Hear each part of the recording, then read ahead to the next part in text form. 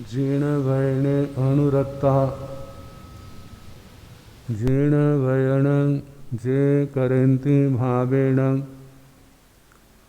अम्ला असंकलिता ते हन्ति परित संसारी। बोलिए भगवान महावीर पावन चरित गुरुदेव जी बंधु मन वच काय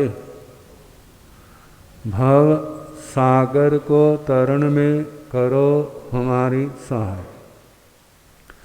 जिन शासन जिन वाणी सदा जयवंत हो, श्रवण संग सदा अविचल मंगल हो।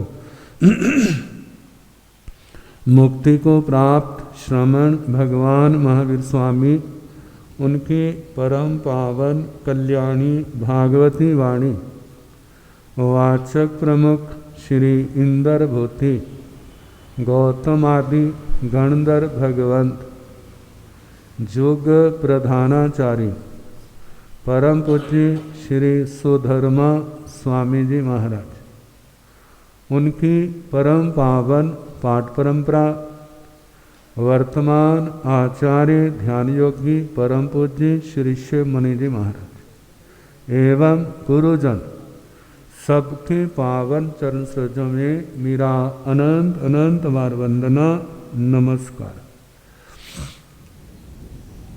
उपस्थित धर्म प्रेमी सज्जनों, माता तथा बहनों,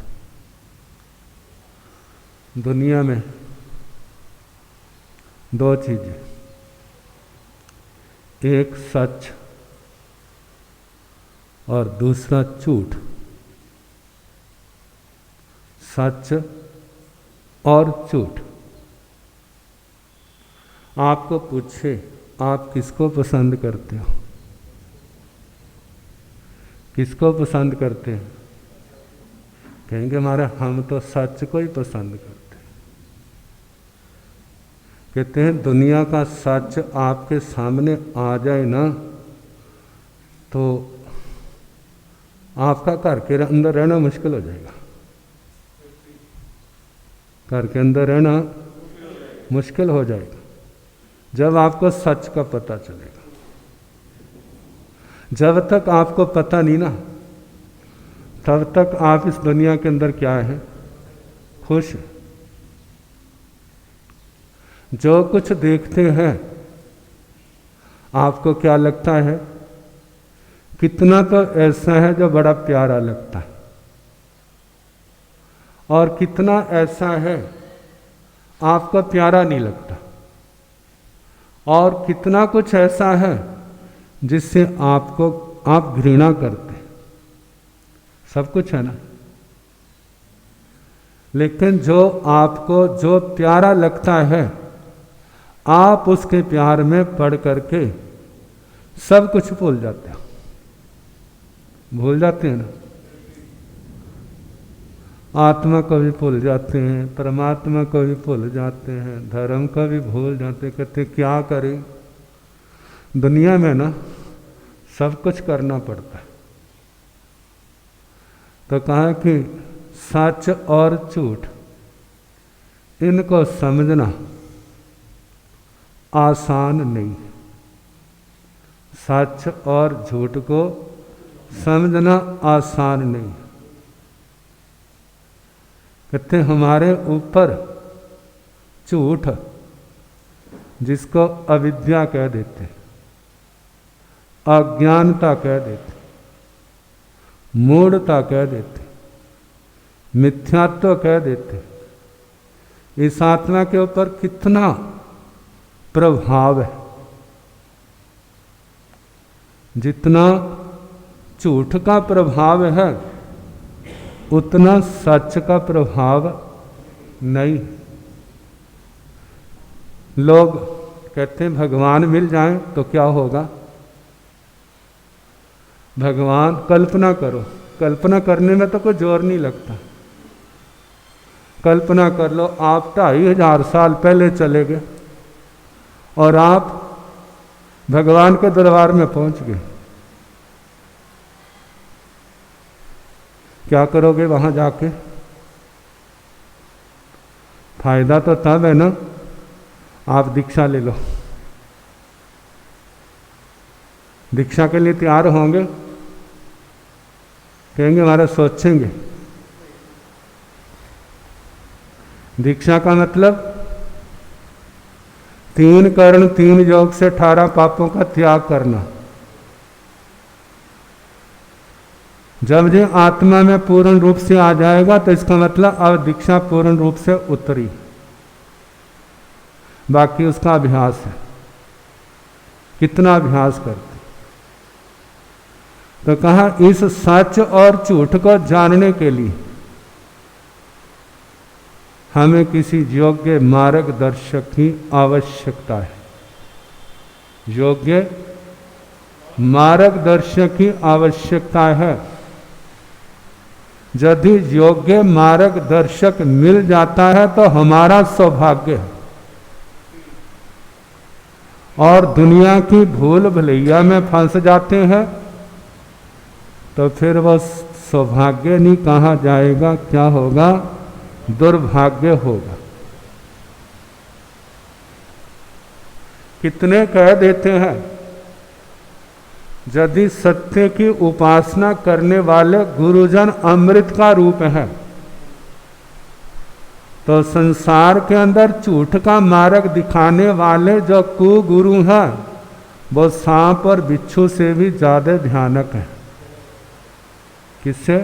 सांप और बिच्छू से भी ज्यादा भयानक है, जहर से भी ज्यादा भयानक है। क्योंकि सांप बिच्छू जहर तो केवल एक ही जन्म ज्यादा से ज्यादा नष्ट कर सकते हैं, इससे ज्यादा नहीं कर सकते। लेकिन जब आत्मा किसी की गलत गाइड में आ जाता है और वह पाप मार्ग की और भोग मार्ग की ओर चल पड़ता है और उसी को अच्छा समझने लग जाता है, धर्म की ओर से विमुख हो जाता है, और उसके कितने जन्म बर्बाद हुए। जन्म जन्म क्या होंगे? बर्बाद होंगे।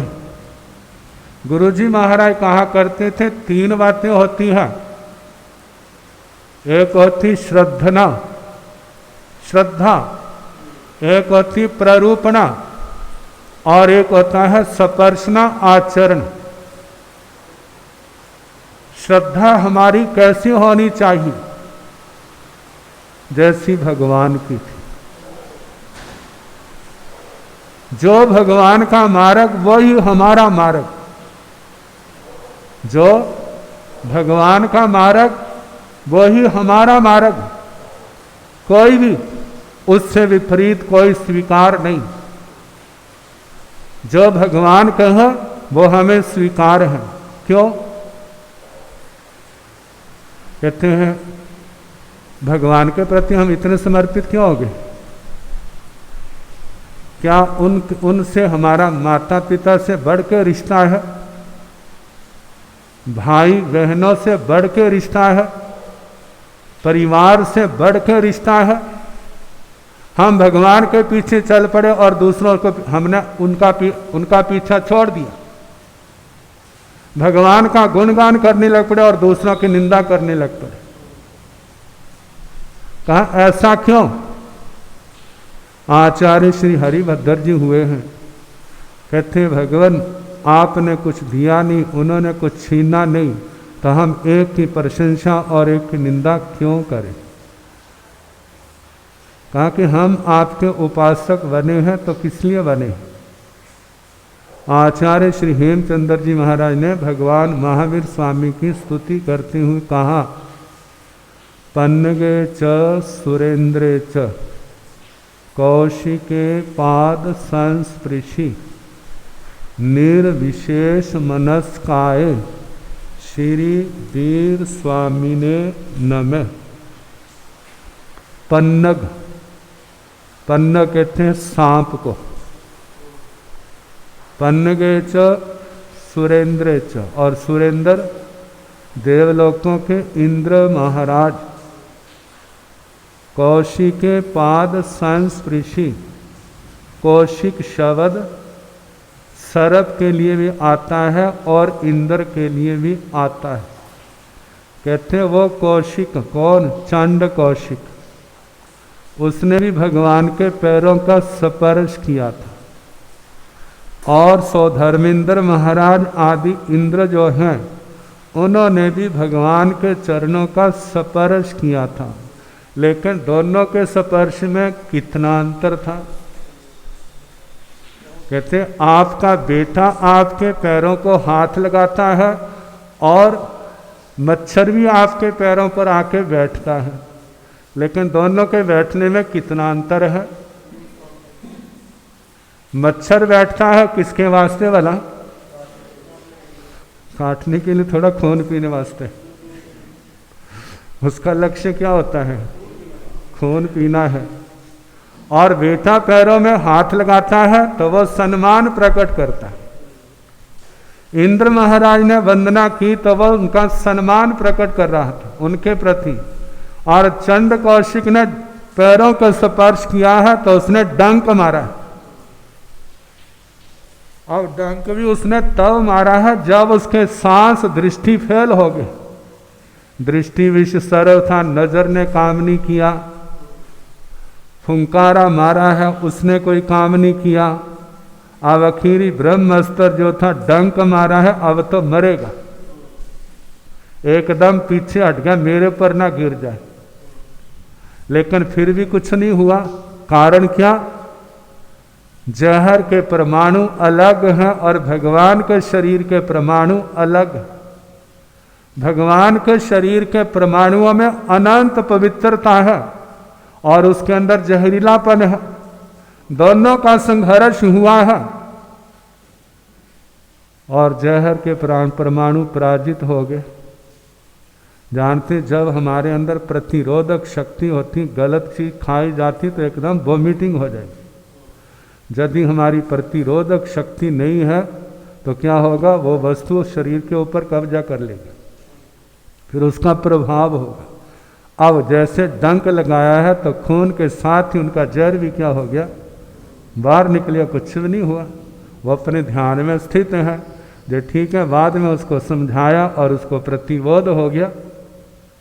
तो कहाँ पर चंड कौशिक ने डंक लगाया और इंद्र महाराज ने वंदना की, लेकिन डंक मारने वाले को आपने बदशीस नहीं दी और मत्था टेकने वाले को आपने आशीष नहीं दी। ये किसके लक्षण है? वीत राग। किसके लक्षण है? वीत राग के लक्षण है। किसी को आशीष नहीं और किसी को बदशीस नहीं। कहा कि जो आशीष और बदशीस जो है ना, जो व्यक्ति को झूले के अंदर डाल देती है। जब आशीष दी जाती है तो जिसको दी जाती बड़ा खुश होता, बड़ा गुणगान करता है। और जब कोई तंग करता है उसको बदशीस दी जाती है तो पहले तो उसको दी, अब वो बदशीसें देता है। कहते आत्म समाधि के लिए इन दोनों से आत्मा को ऊपर उठना पड़ता है। तो भगवान अरिहंत परमात्मा कैसे है? जो ना किसी को आशीष देते हैं ना किसी को बदशीस देते हैं। कहते हैं अरिहंत परमात्मा उस मील पत्थर के समान है जिसके ऊपर लिखा है ईश्वर लुधियाना है और ईश्वर मोगा है, ईश्वर रायकोट है। अब वो ना किसी को आशीष देता है ना किसी को बदशीस देता है। कहता है भाई तेने जहाँ जाना है अब तेरी इच्छा है। भगवान संसार में विचरण करने वाली आत्माओं को मार्ग दिखाते हैं। वो मार्ग नरकों का कौन सा मार्ग है, स्वर्गों का कौन सा मार्ग है, मनुष्य लोक का कौन सा मार्ग है, त्रियंचों के संसार का कौन सा मार्ग है, और जन्म मरण से मुक्त होने का कौन सा मार्ग। ये कौन फरमाते हैं? अरिहंत परमात्मा। हमारे शासन के नायक कौन है? भगवान महावीर स्वामी। हमारे शासन के नायक कौन है? वर्तमान में भगवान महावीर स्वामी हैं। उससे पहले 23वें तीर्थंकर भगवान पार्श्वनाथ जी थे, और उनसे पहले भगवान अरिष्टनेमी जी, उनसे पहले भगवान नमीनाथ जी, और उनसे पहले भगवान मुनि सुब्रत स्वामी जी। उनसे आगे चले जाए अतीत में भगवान श्री मल्लीनाथ जी, उनके आगे चले भगवान अरनाथ जी, भगवान कुंतोनाथ जी, भगवान शांतिनाथ जी। चलते चलते इस अवसर्पणी काल के प्रथम तीर्थंकर भगवान श्री ऋषभ जी, भगवान श्री ऋषभ देव जी, जो 24 तीर्थंकर भगवान, जिनके उभावों में कोई अंतर नहीं है, जिनकी आत्मा ने घोर साधना के द्वारा जन्म जन्म के योगी थे, धर्म के आराधक थे, संयम के परिपालक थे। तो ऐसे के कारण से इस जन्म में उन्होंने जन्म से ही 3 ज्ञान के धारक थे। आभिनिवोधि ज्ञान, श्रुत ज्ञान, अवधि ज्ञान, ये 3 ज्ञान के धारक थे। जो ऐसी आत्माएं हैं वो स्वयं बुद्ध होने के कारण उनको ज्ञान पाने के लिए किसी गुरु की शरण में नहीं जाना पड़ता। कई बार आप सुनते हैं भगवान महावीर स्वामी जब घर में ही थे तो उनका ज्ञान इतना अतिशय से संपन्न था। 2 संतों ने सुना कि हमारी इस शंका का समाधान नहीं हो रहा है, तो वर्धमान के संबंध में सुना। तो जब वहाँ आए तो उनको देखते सार ही उनके जितने प्रश्न थे सबके क्या हो गए, समाधान अपने आप आत्मा के सामने आ गए। कहा इतना अतिशय ज्ञान होने पर भी वो जानते थे अभी हम पूर्ण नहीं बने। समय आने पर उन्होंने जैन भागवती दीक्षा स्वयं स्वीकार की है। सिद्ध भगवंतों को नमस्कार करके 18 के 18 पापों का त्याग किया, और उसके बाद घोर संयम तप की आराधना के द्वारा जैसे दीक्षा ली है, दीक्षा लेते 4था ज्ञान हो जाता है मन प्रव ज्ञान। जब घाती कर्म क्षय होते हैं तो आत्मा सर्वज्ञ सर्वदर्शी बने, सब कुछ जानते हैं, सब कुछ देखते हैं। अब उन्होंने संसार के जीवों को बोध देना प्रारंभ किया। भव्य जीव उसको सुनते हैं। कितने जीवों ने पूर्ण त्याग को स्वीकार किया और कितने जीवों ने आंशिक जीवन को स्वीकार किया। जिन्होंने पूर्ण रूप से स्वीकार किया वो साधु साध्वी के रूप में आए, और जिन्होंने आंशिक रूप में स्वीकार किया वो श्रावक श्राविका के रूप में आए। इस प्रकार धर्म तीर्थ की स्थापना। तो कहा जाता है अरिहंत परमात्मा ने जो उपदेश दिया उसके प्रति पूर्ण श्रद्धा रखनी, क्योंकि वो सर्वज्ञ सर्वदर्शी है। उनको किसी से कोई स्वार्थ नहीं, किसी से कुछ लेना नहीं, किसी से कुछ देना नहीं। उन्होंने जो उपदेश दिया है उसके पीछे 2 कारण हैं। पहला कारण है कि जो तीर्थंकर नाम कर्म गोत्र कर्म बांधा है उसकी निर्जरा करनी। दूसरा है अनंत करुणा के सागर होने के कारण जो अज्ञानता मूढ़ता के समुद्र में डूब रही जनता है उसको प्रतिबोध देने के लिए सब जीवों को अभयदान मिले, इस भावना को लेकर के उन्होंने धर्म देशनादि तीर्थ की स्थापना की। जगह जगह जाकर के धर्म का उपदेश दिया। अब भगवान की धर्म देशना जो है उसका संक्षेप सार क्या है? संक्षेप में कहना हो, पहली बात नवकार मंत्र। पहली बात क्या है? नवकार मंत्र। दूसरी बात छठ द्रव्य, 6 द्रव्य। नवकार मंत्र के अलावा और क्या है? दूसरी बात छठ द्रव्य। 6 द्रव्यों के अलावा संसार में और क्या है? कुछ भी नहीं। 9 तत्व, 9 तत्वों के अंदर सारी दुनिया समाई। अब वो 9 तत्व क्या है? सारे आगमों का, सारे शास्त्रों का सार जो है 9 तत्व। 9 तत्वों को पहले जानना, जानने का नाम है सम्यक ज्ञान। 9 तत्वों का जैसा स्वरूप है वैसा मानना, उसका नाम है सम्यक दर्शन। जिसको जानकारी नहीं उसकी मानना भी उसका सत्य कहाँ से होगा। इसलिए कहा जाता है सम्यक दृष्टि पड़ने की शुद्धि के लिए 9 तत्वों का ज्ञान होना परम आवश्यक। फिर उसके बाद एक तो हो गया है जानना, मानना, और तीसरा है आचरण। आचरण में 18 पापों का त्याग किया जाता है। 20 प्रकार का संवर है उसको अपनाया जाता है।